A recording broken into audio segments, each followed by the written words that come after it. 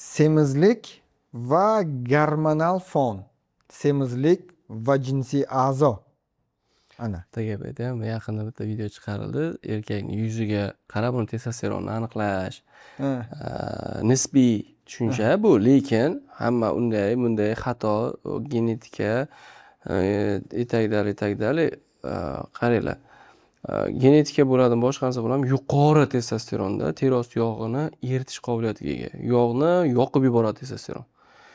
Ana va bodybuilding bilan shug'ullanuvchilarni massasi qanaqa, shu terisi shunday ajraladi. Gram yog' yo'q o'shalarning tagida. Men professionallar haqida gapiryapman, bodybuilderlar haqida. Ular testosteron olishadi. Unaqa massani va unaqa nagruzkani olib bo'lmaydi gormonsiz, ya'ni tabiiy, natural, juda qiyin. U bodybuildingga chiqa olmaydi u. Shunday ekan, qanday qilib ta'sir qiladi? Xo'sh, ortiqcha vazn qanday qilib testosteronga ta'sir qiladi yoki gormonlarni o'zgartiradi degan narsaga birinchi o'rinda erkak kishi semirgan vaqtda subkutaneal, ya'ni teri ostidagi yog'lar ko'payishni boshlaydi. O'zi bosqich, ya'ni biz tashqi tarafdan ko'rishni boshlaymiz semirishni. Ma'lum muddatga kelgandan keyin ichki yog'lar oshishni boshlaydi. Ya'ni visceral yog'lar deymiz. Ichki yog'lar ko'payadi. O'sha ichki organlar atrofidagi yog'lar, aynan ana shu yog'lar aromataza fermentini ishlab chiqaradi. Aromataza fermenti bu nima degani? Testosteronda, ya'ni siz erkaklarga testosteronni aromataza ferment ta'sirida estradiol, ya'ni ayollik gormoniga aylanishiga sabab bo'luvchi ferment hisoblanadi. Ichki yog' qancha ko'p bo'lsa, aromataza ham shuncha ko'p.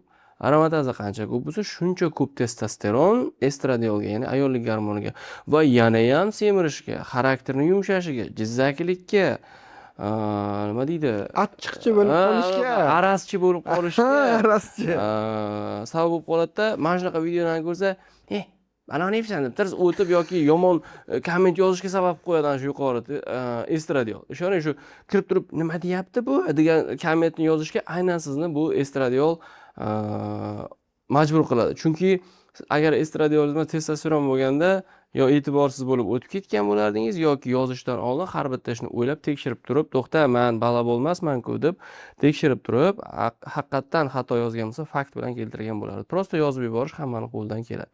Keyin yana bitta narsa dedi. Videoni ko'rgandan keyin nima deydi? Получается, semizlarda past, ozg'inlarda baland bo'lyaptimi deb kulyapti. Tipa bu nima endi semizlarniki past, ozg'inlar baland bo'ladi demoqchimisan deganday gapiryapti-da. Kulib tipa noto'g'ri gapiryapsan degan. Da, xuddi shunday deyapmiz. Semizlarda testosteron past bo'ladi. Past emasmi halicha? Kuting, unda pasayadi.